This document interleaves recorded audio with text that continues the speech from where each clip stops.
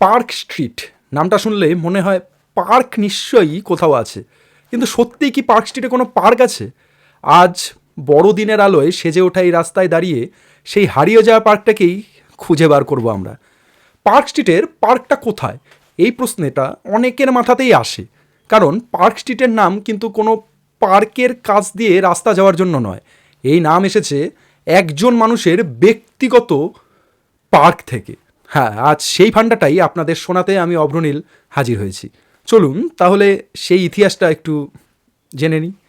পলাশী যুদ্ধের পর east India company নতুন কেল্লা তৈরির জন্য বেছে নেয় গোবিন্দপুর গ্রামটিকে। চৌরঙ্গি থেকে পূর্ব পশ্চিমে যে রাস্তাটি গেছে, যেটাকে আমরা আজ পার্ক স্ট্রিট বলি, সেই রাস্তার পুরনো নাম ছিল বাদামতলা, কারণ তখন এই এলাকায় ছিল অসংখ্য বাদাম গাছ। এই বাদাম গাছ কেটে এখানে কবরখানা তৈরি করা হয়, আর গরিব মানুষদের বসবাসের অনুমতি দেয় ইস্ট ইন্ডিয়া কোম্পানি। তখন এই রাস্তার নাম হয়ে যায় গোরস্তানকা রাস্তা। কিন্তু গল্প কিন্তু এখানেই শেষ নয়। ঊনবিংশ শতাব্দীর গোড়ায় লটারি কোম্পানি গরিব মানুষদের উচ্ছেদ করে অ্যাজ ইউজুয়াল, আর এই এলাকাকে গড়ে তোলে সাহেব পাড়া হিসেবে। এই রাস্তার পাশেই ছিল একটি বিশাল বাগান বাড়ি, যেটি আজকের লরেটো হাউস স্কুল। চিনতে পারছেন?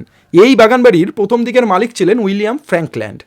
এই সেই সাহেব যিনি সিরাজদৌল্লার কলকাতা আক্রমণের সময় কেল্লায় আটকে থাকা নারী ও শিশুদের ফেলে খিড়কি পথে নৌকা করে পালিয়ে যান।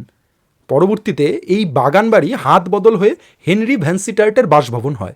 1759 থেকে 64 এই মানুষটা ছিলেন বাংলার গভর্নর। কিন্তু তবুও পার্ক স্ট্রিটের নাম তখনও হয়নি। এবার গল্প এলেন এক ভয়ঙ্কর ঐতিহাসিক চরিত্র, এলিজা ইম্পে।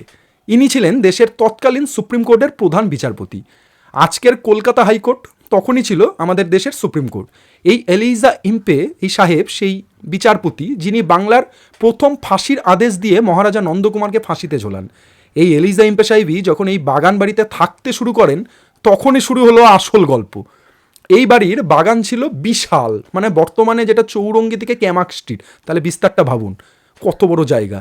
এই বাগানে এলিজা ইম্পে হরিণ পুষতেন, এটাই ছিল তার শখ, সাহেবদের বিভিন্ন শখ।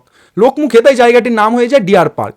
আর মানুষ তখন এই ডিয়ার পার্কের পাশের রাস্তাকে বলতে শুরু করে the road to the park. সেই পার্কের রাস্তায় এক সময় পরিচিত হয়ে ওঠে পার্ক স্ট্রিট নামে। আজ সেই পার্ক নেই, রাস্তাটির নাম বদলে হয়েছে মাদার টেরিজা সরণি, কিন্তু পার্ক স্ট্রিট নামটা থেকেই গেছে ইতিহাসের স্মৃতি হয়ে। এই হলো পার্ক স্ট্রিটের আসল পার্কের কাহিনী। কি ফান্ডাটি ভালো লাগলো? যদি ভালো লাগে তাহলে অবশ্যই লাইক, কমেন্ট, শেয়ার করবেন, আর সঙ্গে থাকবেন ফান্ডামেন্টাল অভ্রনীলের। নমস্কার।